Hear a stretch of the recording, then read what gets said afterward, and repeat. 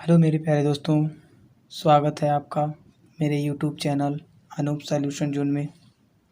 आज हम लोग कक्षा 10वीं के पहले चैप्टर यानी वास्तविक संख्याएं रियल नंबर्स के क्वेश्चंस को देखेंगे, यानी प्रश्नावली 1.1 के ऑल क्वेश्चंस को देखेंगे एनसीईआरटी पैटर्न पर। और इस वीडियो के माध्यम से आप सभी लोगों को बहुत ही अच्छी तरीके से इजी भाषा में एक एक क्वेश्चंस को बताया जाएगा और पूरी प्रिपरेशन के साथ। तो आप लोग बने रहिए मेरे यूट्यूब चैनल से और अनूप सर से जुड़े रहिए। अगर आप लोग नहीं जुड़े हैं तो तुरंत सब्सक्राइब का लाल बटन दबाकर तुरंत आप लोग मेरे चैनल से और अनूप सर से जुड़ जाएं। तो चलिए शुरू करते हैं हम लोग आज का ये क्वेश्चंस। इस क्वेश्चन में क्या कह रहा है, निम्नलिखित संख्याओं का एचसीएफ ज्ञात करने के लिए यूक्लिड विभाजन एल्गोरिथ्म का प्रयोग कीजिए। अब यह यूक्लिड विभाजन एल्गोरिथ्म दोस्तों, इसका वीडियो हम लोग पढ़ चुके हैं, देख चुके हैं। 2 वीडियो था, एक थियोरी था और एक एग्जाम्पल का वीडियो था। तो वहाँ से हम लोग एल्गोरिथ्म का प्रयोग करके, और पहला क्वेश्चन दे रहा है 135 और 225 का एचसीएफ ज्ञात करना है। एचसीएफ का मतलब होता क्या है दोस्तों, एच फॉर होता है हाईएस्ट, सी फॉर होता है कॉमन, एफ मतलब फैक्टर यानी हाईएस्ट कॉमन फैक्टर। यानी पहले क्वेश्चन को हम लोग देख लेते हैं। सर्वप्रथम हम चरण 1 से हम सबसे छोटी संख्या प्राप्त करेंगे जो 135 है या 225 से छोटा है। अब हम लोग चरण नंबर 1 थियरी में देखे थे कि 225 और 135 में कौन सा छोटा होगा। यानी इसके कहने का मतलब ये है कि जो संख्या बड़ी होती है उसकी तरफ का मुंह खोल दिया जाता है और जो संख्या छोटी होती है उसकी तरफ का मुंह बंद कर दिया जाता है। यानी 225 इज ग्रेटर देन 135। अब यूक्लिड विभाजन प्रमेयिका का उपयोग करेंगे। यह क्या होता है, यह फार्मूला है भाज्य बराबर भाजक गुणे भागफल प्लस शेषफल। इसी को हम लोग शॉर्ट भाषा में ए बराबर बी क्यू प्लस आर, यानी ए जो हमारा क्या है भाज्य है, बी भाजक है, गुणे भागफल क्यू है तथा आर जो है शेषफल। इस भाषा में हम लोग भी लिख सकते हैं। तो फिर हम लोग 135 और 125 का एचसीएफ ज्ञात करेंगे, वो भी यूक्लिड विभाजन के द्वारा। तो चलिए हम लोग शुरू कर लेते हैं, उसको भी देख लेते हैं कैसे क्या करना है। तो इस अनुसार से हम लोग देखेंगे तो जब सबसे बड़ी संख्या जो होता है वो हमारा क्या होता है, भाज्य होता है। यानी 225 इज इक्वल टू भाजक क्या होता है, जो छोटी वाली संख्या यानी 135। अब 135 का भाग कितना बार इसमें जाएगा, अगर 135 में 1 का गुणा कर दें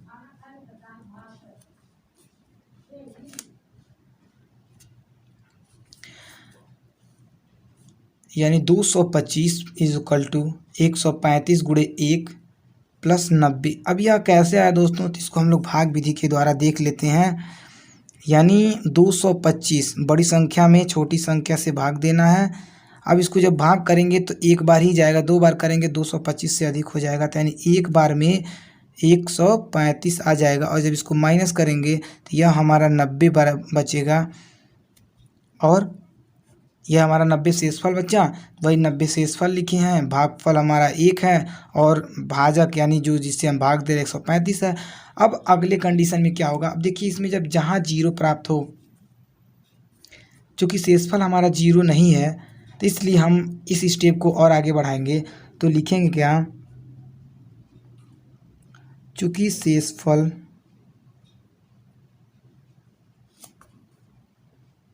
शून्य नहीं है इसलिए पुनः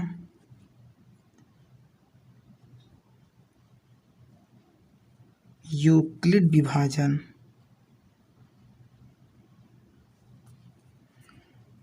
एल्गोरिथ्म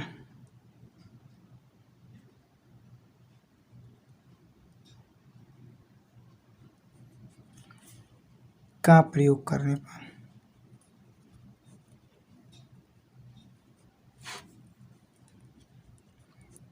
पुनः हम लोग यूक्लिड विभाजन का प्रयोग करेंगे।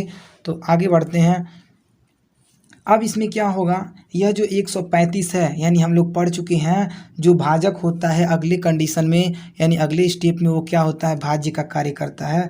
तो हो जाएगा 135 इज इक्वल टू जो शेषफल होता है वो हमारा भाजक का कार्य करता है, यानी 90 और कितनी बार भाग जाएगा, एक बार जाएगा, और इसमें से शेषफल हमारा 45 बचेगा। चलिए अब हम लोग इसको भाग विधि से समझ लेते हैं। 135 में 90 से भाग करना है, तो ये एक बार में जाएगा, चूँकि दो बार में ज़्यादा हो जाएगा 180, तो यानी 90 आया एक बार में, और इसको जब घटाएंगे तो यह 45 आ जाएगा। अब यहाँ भी शेषफल हमारा 0 नहीं है, तो फिर क्या लिखेंगे, चूँकि शेषफल 0 नहीं है इसलिए यूक्लिड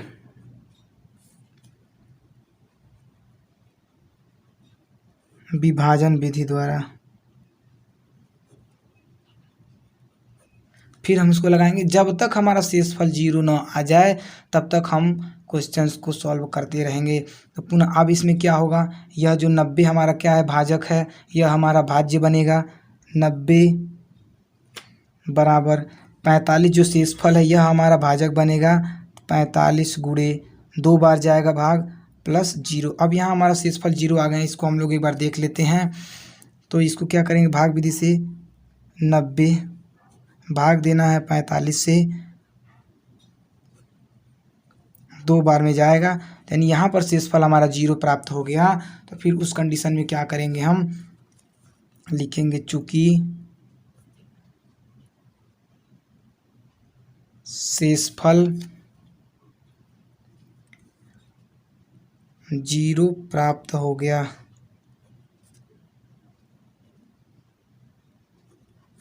इसलिए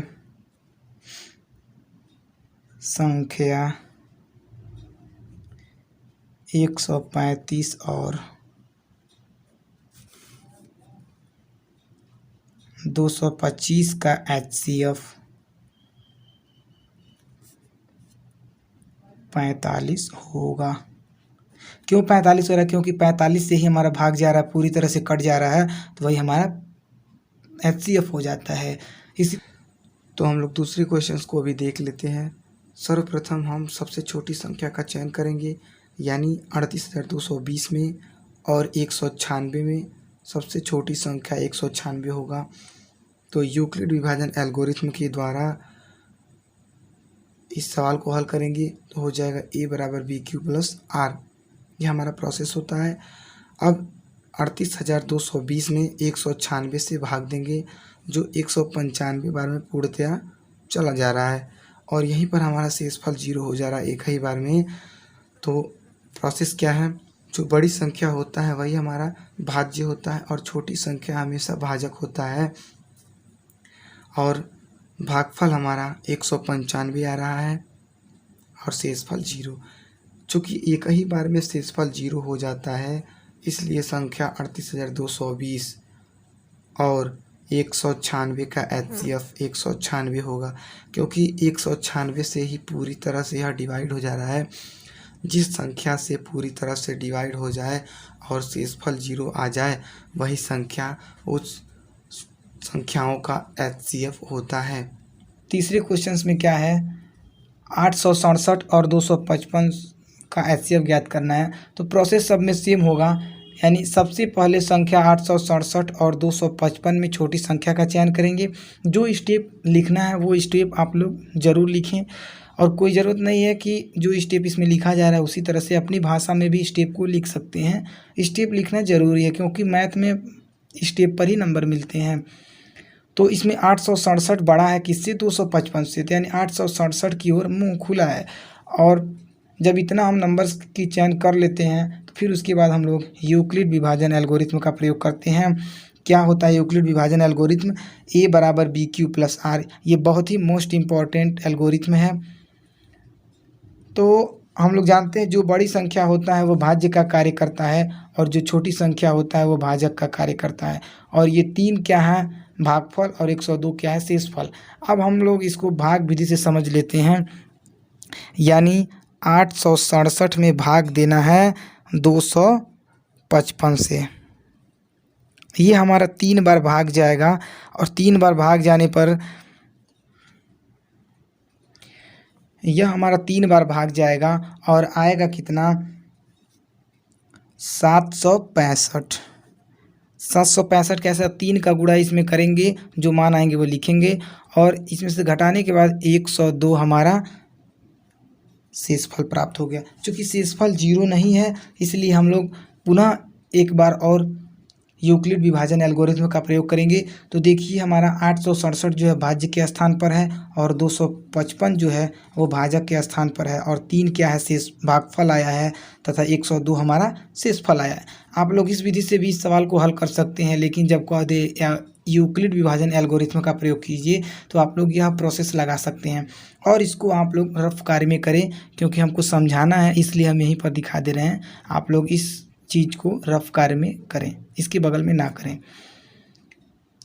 चूँकि शेषफल 0 नहीं है इसलिए पुनः यूक्लिड एल्गोरिथ्म का प्रयोग करके या फिर यूक्लिड एल्गोरिथ्म या यूक्लिड विभाजन एल्गोरिथ्म बात एक ही होता है। 255 इजकल टू 102 गुणे 2 प्लस 51, इसको हम लोग भाग विधि से हल कर लेते हैं। तो यानी 255 में भाग देना है 102 से। यह भाग हमारा 2 बार जाएगा और मान क्या आएंगे 2 दूना 4, 2 शून्य शून्य और 2 एकम 2 यानी 204 आएगा। फिर जब इसको हम लोग माइनस करेंगे तो यह हमारा 51 आ जाएगा। यह 51 शेषफल यहाँ लिखे हैं, भागफल हमारा 2 आया है और जिससे हम भाग दे रहे हैं 102 है। फिर शेषफल शून्य नहीं प्राप्त हुआ, यानी किसी भी सवाल में जब तक हमारा शेषफल शून्य नहीं प्राप्त होगा तब तक हम लोग यूक्लिड विभाजन एल्गोरिथ्म का प्रयोग करेंगे। तो चलिए देख लेते हैं कितने स्टेप में होता है। अगला स्टेप क्या है, चूँकि इसलिए यूक्लिड विभाजन एल्गोरिथ्म का प्रयोग करके तो फिर हमारा ए बराबर बी क्यू प्लस आर के रूप का होगा 102, यानी भाजक क्या हमारा 102 है तो यहाँ भाज्य हो जाएगा 102 इजकल टू 51 हमारा शेषफल है तो यह हमारा भाजक बनेगा गुणे 2 बार में हमारा 102 आता है, यानी 51 दूना 102 होता है प्लस 0 शेषफल आ गया। अब हमारा यहाँ जब शेषफल 0 आ गया तब हमको क्या कहना है, अतः शेषफल 0 है इसलिए जो संख्या दिया हुआ है, यानी जो संख्या हमारा क्या दिया है 867 और 255 का HCF 51 होगा। बस यहाँ पर हमारा सवाल सॉल्व हो गया, यानी पहले के तीनों सवाल सॉल्व हो गए। अब हम लोग दूसरा सवाल देखते हैं क्या है। NCERT एग्जाम्पल्स है, वेरी वेरी इंपॉर्टेंट क्वेश्चन है दोस्तों, बहुत ही इंपॉर्टेंट क्वेश्चन है। तो हम लोग इसको देख लेते हैं। प्रूफ करना है, दर्शाइए कि कोई भी धनात्मक विषम पूर्णांक 6 क्यूब प्लस 1 या 6 क्यूब प्लस 3 या 6 क्यूब प्लस 5 के रूप का होता है जहाँ क्यू कोई पूर्णांक है। यह क्वेश्चंस बहुत ही आसानी तरीके से सिद्ध होते हैं, बस क्वेश्चंस पढ़ने पर लगता है कि कैसे इसको सिद्ध करें, लेकिन आप लोग अगर ध्यान से इस वीडियो को देख लेते हैं और मेरी बातों को गौर करेंगे तो पक्का है इस सवाल को आप लोगों को दोबारा पढ़ने की ज़रूरत नहीं पड़ेगी। तो सबसे पहले इस तरह के सवालों में सबसे पहले हम लोगों को मानना पड़ता है। तो माना क्या माने, मान लीजिए ए कोई धनात्मक पूर्णांक है, आप कुछ भी मान सकते हैं। चूँकि इसमें क्यू दिया है तो हमारा जो प्रोसेस होता है यूक्लिड विभाजन वाला वो ए बराबर बी क्यू प्लस आर होता है, इसीलिए हम लोग ए मान रहे हैं। आप कुछ भी मान सकते हैं। मान लीजिए ए कोई धनात्मक पूर्णांक है तथा b बराबर 6 है। b बराबर 6 हम क्यों मान रहे हैं, क्योंकि इस जो क्वेश्चन में हमको सिद्ध करना है 6q है और हमारा bq का प्रोसेस होता है। तो जब तक हम b बराबर 6 नहीं रखेंगे तब तक हमको 6q प्लस 1 या फिर 6q प्लस 3 या फिर 6q प्लस 5 नहीं प्राप्त होगा, इसीलिए हम b बराबर 6 ले रहे हैं। क्वेश्चन के अकॉर्डिंग आप b के मान को बदल सकते हैं जो क्वेश्चन में दिया होगा। अब यूक्लिड विभाजन एल्गोरिथ्म से देखेंगे a बराबर बी क्यू प्लस आर। इनके अनुसार क्या कहना है, q की जो वैल्यू है, यानी यह जो q का मान है 0 के बराबर भी हो सकता है और 0 से बड़ा भी हो सकता है, लेकिन 0 से छोटा नहीं होगा। और जो r की वैल्यू है, r हमारा शेषफल है, तो r का मान जो है 0 से बड़ा और 0 के बराबर हो सकता है, लेकिन 6 से बड़ा नहीं होगा। तो इस कंडीशन में क्या होंगे, शेषफल हमारे क्या प्राप्त होंगे, r बराबर 0 भी होगा क्योंकि 0 के बराबर है, और 1 होगा, बड़ा है तो 2 3 4 5 तक जाएंगे, और हमको 6 से छोटा ही रखना इसीलिए 5 तक ही रखेंगे। क्रमशः a बराबर बी क्यू प्लस आर में रखने पर, यानी r की जो वैल्यू प्राप्त हो रहे हैं इन्हीं मानों को हमको रखना है a बराबर बी क्यू प्लस आर वाले प्रोसेस में। हमको r की वैल्यू बारी बारी रखना है और देखना है। तो चलिए देख लेते हैं रख करके।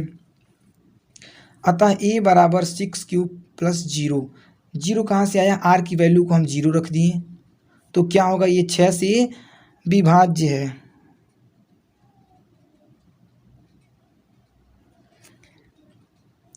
छः से विभाज्य है अर्थात सम संख्या है या फिर सम है। मत सम संख्या होने का प्रोसेस क्या होता है कि जो भी नंबर्स 2 4 6 8 से विभाजित हो जाएं वो हमारा सम है। चूँकि 6 जो है वो सम है और ये 6 क्यू विभाजित हो जा रहा है, यानी यह भी हमारा क्या हो जाएगा, सम हो जाएगा। फिर r बराबर 1 लेकर के चलेंगे तो a बराबर 6 क्यू प्लस r के स्थान पर 1 रखें जो एक विषम पूर्णांक है। क्यों विषम पूर्णांक हो रहा है, क्योंकि जब हम q की वैल्यू 1 2 अपने मन से कुछ भी रख सकते हैं, 1 2 3 4 जो भी रखिए, यह मान हमारा विषम पूर्णांक हमेशा ही आएगा। तो देख लीजिए, हम लोग देख लेते हैं q की वैल्यू अगर हम 1 रखते हैं तो क्या आएगा, 7 आ रहा है हल करने पर। यानी जब भी हम q की वैल्यू 1 रखेंगे और जोड़ेंगे उसमें 1, तो हमारा वो विषम संख्या ही प्राप्त होगा जो 2 से विभाज्य नहीं है। यानी जो भी संख्या है 2 4 6 8 से विभाजित नहीं होंगी वो हमारा विषम पूर्णांक संख्या होगा। अब क्वेश्चंस के अनुसार एक विषम पूर्णांक संख्या हमको मिल गया, यानी 6 क्यूब प्लस 1। अब हमको क्या लाना है, 6 क्यूब प्लस 3 और 6 क्यूब प्लस 5 ही लाना है, और एक क्वेश्चन तो हमको मिल गया। फिर आगे हम लोग देख लेते हैं। इसी तरह से r की वैल्यू को हम लोग रखते चलेंगे और हमारा क्वेश्चन आराम से सिद्ध हो जाएगा। अब r बराबर 2 रखने पर a बराबर बी क्यू प्लस 2 डायरेक्ट हम रख दे रहे हैं जो एक सम पूर्णांक है, क्योंकि इसमें देखिए यह भी 2 से विभाजित हो जाएगा, यह भी 2 से विभाजित हो जाएगा, यानी यह सम पूर्णांक हो जाएगा। और इसमें जब हम q की वैल्यू 1 रख करके देखेंगे तो जो मान आएगा वो भी हमारा सम पूर्णांक ही होगा। तो हम लोग देख लेते हैं, 6 क्यू की वैल्यू 1 प्लस 2 इजक्वल टू क्या हो जाएगा, 6 2 8। देखिए 8 जो है हमारा क्या है, सम संख्या है जो 2 से विभाजित है, इसीलिए यह हमारा पूरा क्या हो जाएगा, 6 क्यूब प्लस 2 सम पूर्णांक हो जाएगा, और हमको भी सम पूर्णांक लाना है। फिर r बराबर 3 लेकर के चलेंगे, a बराबर 6 क्यूब प्लस 3, r के स्थान पे 3 रख दिए जो एक विषम पूर्णांक है तथा यह 2 से विभाज्य नहीं है। यानी यह जो हमारा 2 से विभाजित नहीं होगा, तो दूसरा भी हमारा मिल गया क्वेश्चंस के अकॉर्डिंग। और फिर हम तीसरा के चौथे की ओर चलते हैं, देखते हैं क्या है। अब r बराबर 4 रखेंगे तो a बराबर 6 क्यूब प्लस 4 जो एक समपूर्णांक है, यानी यह भी 2 से विभाजित, यह भी 2 से विभाजित, इसको नहीं लेना है। अब अंत वाला क्या है, r बराबर 5 रखने पर, तो यानी a बराबर 6 क्यूब प्लस 5 जो एक विषम पूर्णांक है जो 2 से पूर्णतया विभाजित नहीं है। यानी क्वेश्चंस के अकॉर्डिंग हम लोग देख लिए कि तीनों हमको मिल गए, ए 6 cube plus 1, 6 cube plus 1, 6 cube plus 3 और 6 क्यूब प्लस 5 हमको पूरा मिल गया। अब हमको क्या लिखना है, अब यदि a बराबर 6 क्यू या 6 क्यू प्लस 2 या 6 क्यू प्लस 4 हो तो ये संख्याएं समधन संख्या है। सही बात है, 2 से विभाजित हैं, लेकिन a बराबर 6 क्यूब प्लस 1 या 6 क्यूब प्लस 3 या 6 क्यूब प्लस 5 जो एक विषम पूर्णांक है, जो एक विषम पूर्णांक है, और यह हमारा क्या होगा, 2 से विभाजित नहीं होगा जहाँ q कोई पूर्णांक है। यहाँ पर हमारा सवाल प्रूफ होता है। तो चलिए अब हम लोग इसी के साथ अगले क्वेश्चन यानी तीसरे क्वेश्चंस को देख लेते हैं। किसी परेड में 616 सदस्यों वाली एक सेना आर्मी की टुकड़ी को 32 सदस्यों वाले एक आर्मी बैंड के पीछे मार्च करना है। दोनों समूहों को समान संख्या वाले स्तंभों में मार्च करना है।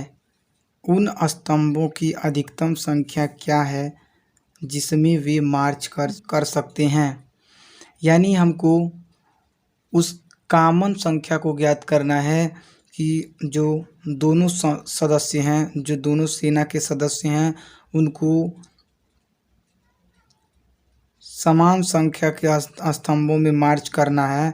तो कैसे हम लोग ज्ञात करेंगे? तो सबसे पहले जो संख्या दिया है उन दोनों संख्या का HCF ज्ञात करेंगे। सबसे आसान तरीका यही है, HCF ज्ञात कर लें, जो संख्या आ जाएगा वही हमारा आंसर होगा।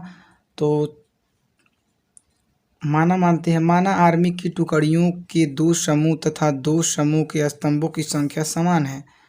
सही बात है, दोनों 2 समूह हैं और दोनों समूहों के स्तंभों की संख्या समान है। चूँकि क्वेश्चन में कह दिया है दोनों समूहों को समान संख्या वाले स्तंभों में मार्च करना है। माना पहली टुकड़ी में जवानों की संख्या 616 है तथा दूसरी टुकड़ी में जवानों की संख्या 32 है। परेड करने के लिए स्तंभों की अधिकतम संख्या ज्ञात करने के लिए, देखिए दोस्तों ज्ञात छूट गया है, करने के लिए दोनों संख्याओं का HCF ज्ञात करते हैं। यानी जो 2 संख्याएं दी हैं उनका HCF हम ज्ञात करेंगे और देखेंगे सबसे बड़ी संख्या कौन सा है। 616 इज़ ग्रेटर देन 32, यानी आपका 616 बड़ा है किससे? 32 से। तो हम 32 से भाग देंगे 616 में और यह यूक्लिड विभाजन एल्गोरिथ्म का प्रयोग करेंगे। यानी जो बड़ी वाली संख्या होती है वो हमारा भाज्य का कार्य करता है। तो 616 इक्वल टू 32 गुणे 19, यानी 32 में हम 19 का गुणा कर दें तो 616 के लगभग बराबर आ जाएंगे और उस 8 से फल बचेगा। तो इसको हम लोग भाग दे करके देख लेते हैं।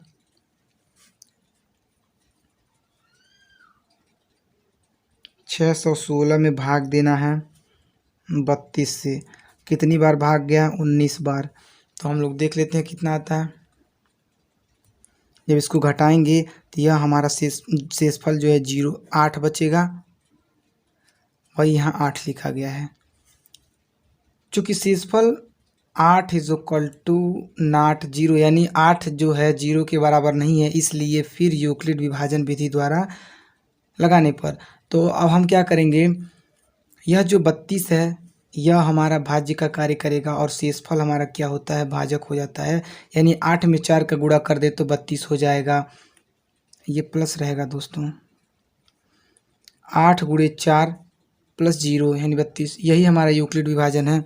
फिर इसको देख लेते हैं। अब यहाँ शेषफल हमारा 0 आ गया, तो इसके आगे का हम लोग देख लेते हैं।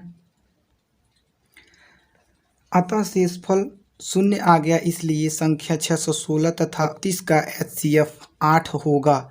क्यों 8 होगा? क्योंकि सबसे लास्ट में 8 जो है उसको विभाजित किया है। अतः स्तंभों की अधिकतम संख्या 8 होगी जिसमें सैनिक परेड कर सकेंगे। यानी जो संख्या हमको ज्ञात करना था वो हमारा 8 होगा जिसमें सैनिक आसानी से परेड कर सकेंगे। इसी के आगे हम लोग अगले क्वेश्चंस यानी चौथे क्वेश्चन की ओर चलते हैं। इसमें क्या है, इस प्रश्नावली में दोस्तों बस सिद्ध करने वाले ही क्वेश्चंस दिए हैं और ये बहुत ही आसान है। बस इसमें थ्योरिकल होता है, थ्योरी को याद किया जाता है और समझना होता है।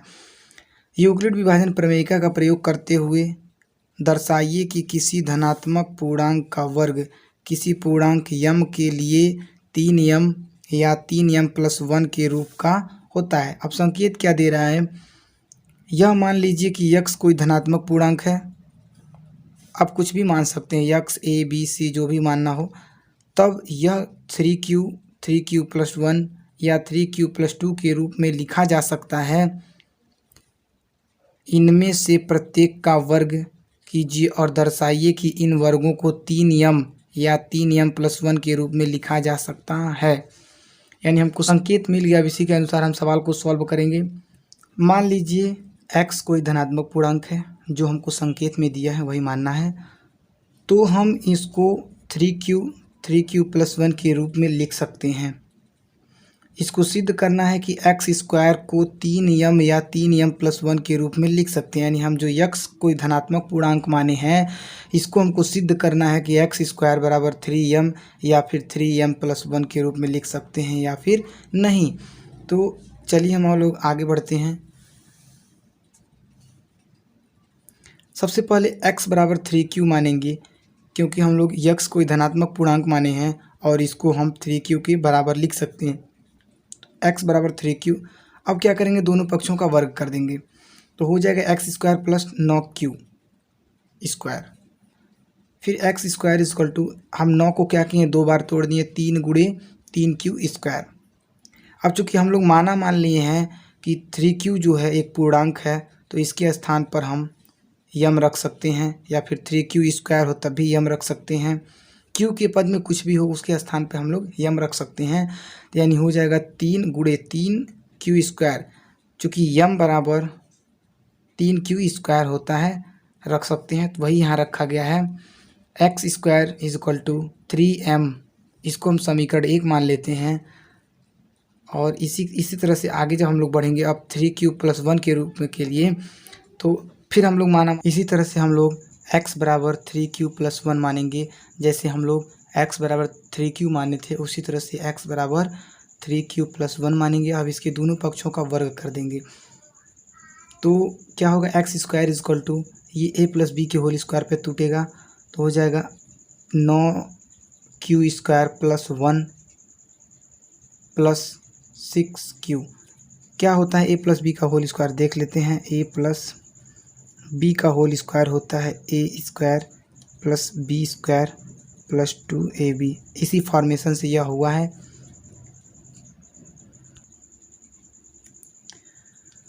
X square plus 9q square plus 1 plus 6q।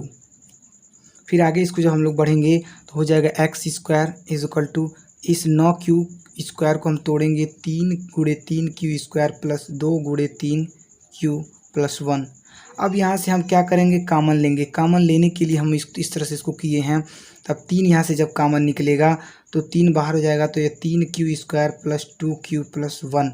अब हम लोग पीछे पढ़ चुके हैं कि चूँकि यह एक पूर्णांक है तो इसको यम बराबर के रूप में लिख सकते हैं। 3q स्क्वायर प्लस 2q बराबर यम लिख सकते हैं। अब क्या करेंगे, इस पूरी वैल्यू के स्थान पर हम लोग इस पूरी वैल्यू की जगह पर यम रखेंगे तो हो जाएगा x square is equal to 3m+1। इसको हम समीकरण 2 मान लेते हैं और हम लोग समीकरण 1 पीछे माने हैं। यहाँ दिखाया भी गया यम बराबर 3q स्क्वायर प्लस 2q, जबकि यम एक पूर्णांक है, हम लोग रख सकते हैं। फिर हम क्या करेंगे, समीकरण 1 व 2 से अब समीकरण 1 और 2 की तुलना करेंगे। यहाँ भी एक्स स्क्वायर की वैल्यू है, यह भी एक्स स्क्वायर की वैल्यू है, तो दोनों हम एक साथ जब करेंगे तो यह हो जाएगा x square equal to 3m, 3m+1, या फिर बराबर भी आप लिख सकते हैं। तो यहाँ पर सिद्ध होता है हमारा, अतः किसी धनात्मक पूर्णांक का वर्ग किसी पूर्णांक यम के लिए 3m+1 के रूप का होता है। Proof that. यहाँ पर हमारा चौथा क्वेश्चन समाप्त होता है। अब हम लोग चलते हैं 5वें क्वेश्चन की ओर। बस यही क्वेश्चन लास्ट है, इसके बाद हमारा 1.1 प्रश्नावली समाप्त होगा। तो चलिए वो भी हम लोग देख लेते हैं। क्वेश्चन 5वां क्या कह रहा है, यूक्लिड विभाजन प्रमेयिका का प्रयोग करके दर्शाइए कि किसी धनात्मक पूर्णांक का घन। पिछले वाले क्वेश्चंस में वर्ग था, अब इसमें घन है। सेम प्रोसेस वही रहेंगे, बस स्क्वायर की जगह पर क्यूब कर देना है और हमको सवाल लगा देना है और हम लोगों को सवाल को सॉल्व कर देना है। 9m+1 या 9m+8 के रूप का होता है। बस हमको सिद्ध करना है, तो सेम प्रोसेस वही है। मान लीजिए x कोई धनात्मक पूर्णांक है, अतः x बराबर 3q+1 3q+2, जहाँ b बराबर क्या है, 3 है। जो हमारा एल्गोरिथम का सूत्र होता है BQ+R, यानी ये जो b की वैल्यू 3 है वही रखा गया। सर्वप्रथम x बराबर 3q रखने पर अब हम लोग क्या करेंगे, x बराबर 3q लेंगे। चूँकि हम लोगों को घन करना है तो दोनों पक्षों का क्या करेंगे, घन कर देंगे। तो x क्यूब हो जाएगा और ये 3 क्यूब का क्यूब है तो इक्वल टू 27 क्यूब। 3 का 27 होता है क्यूब। फिर हम लोग 27 को चेंज करेंगे 9 गुणे 3 क्यू क्यू, जो कि हम लोग पिछले क्वेश्चंस में पढ़ चुके हैं। जब यह पूर्णांक है तो किसी भी रूप में हो इसको हम यम लिख सकते हैं। तो यहाँ आगे हो जाएगा x cube is equal to 9m, जहाँ यम बराबर 3q, स्क्वायर नहीं रहेगा दोस्तों, क्यूब रहेगा। अब इसी तरह से हम लोग आगे बढ़ते हैं और x बराबर 3q प्लस 1 लेकर के चलेंगे। अब इसको भी दोनों पक्षों का घन करना है। दोनों पक्षों का घन करेंगे तो x cube is equal to 3q plus 1 का क्यूब। अब इसको जब फार्मूले के अकॉर्डिंग तोड़ेंगे, यानी a प्लस बी के होल क्यूब का फार्मूला जो होता है a प्लस बी का whole cube is equal to a cube plus B cube plus 3ab कोष्टक में होता है a प्लस बी। इसी के अनुसार इस सवाल को तोड़ करके डायरेक्ट हल किया गया है। तो यह हो जाएगा x cube is equal to ये 27 हो जाएगा, 3 का क्यूब 27 क्यूब क्यू का cube plus 1 plus 9 cube 3q plus 1। फिर अब इसको हम लोग आगे जब सॉल्व करेंगे तो यह हो जाएगा x cube is equal to 27 cube plus 1। अब 9 का गुणा हो जाएगा तो 27 क्यू स्क्वायर प्लस इसका इसके साथ हो जाएगा 9 क्यू। फिर आगे बढ़ेंगे तो x cube is equal to 27 cube Q plus 27 Q square plus 9 Q plus 1 को पीछे कर दिए, बाकी सब सेम है। फिर हम क्या करेंगे, इसे कॉमन लेंगे। कॉमन देखिए दोस्तों 9 कॉमन मिल रहा है, 9 यहाँ से। जब 9 बाहर निकल जाएगा तो 3 क्यूब बचेगा। 3 9 27 होता है, प्लस यहाँ से भी 9 निकल जाएगा तो 3 बचेगा, 3q square plus q plus 1 हो जाएगा। अब इस पूरे की जगह पर हम q मतलब जो है इस पूरे के स्थान पे हम लोग यम रख सकते हैं, क्योंकि यह एक पूर्णांक है। पूर्णांक कितना भी बड़ा हो यम के बराबर होता है। 3q का cube plus 3q square plus q, इस पूरे की जगह पर यम रखेंगे तो हो जाएगा x cube is equal to 9 बाहर है, जब यम हो जाएगा पूरी वैल्यू तो हो जाएगा यम प्लस ये 1 पीछे से है तो इतना हो जाएगा। यानी देखिए यहाँ दिखाया गया जहाँ 3q का cube plus 3q square plus q बराबर यम एक पूर्णांक है। यानी इस पूरी की वैल्यू हम लोग इस पूरे के स्थान पर यम रखे हैं। यानी इस पूरे के स्थान पर जब यम रखा गया है तो यह हमारा इतना मिल गया है। अब x बराबर 3q प्लस 2 घन करने, यानी अब x बराबर 3q प्लस 2 लेकर के चलेंगे और इसका भी दोनों पक्षों का घन करके सेम यही प्रोसेस लगाएंगे और सिद्ध करना है कि क्या हम लोग उस रूप में लिख सकते हैं कि नहीं। तो अब इसका भी दोनों पक्षों का घन करें। क्यों हम लोग लेकर चलना है, क्योंकि क्वेश्चंस में पहले हम लोग इसको मान लिए हैं 3q प्लस 2, यही लास्ट है। इसको भी हम लोग हल कर चुके हैं, इसको भी सिद्ध करके दिखा दिए। अब इसी को सिद्ध करके दिखाना है, यही लास्ट है। देख लेते हैं इसको भी सिद्ध करके।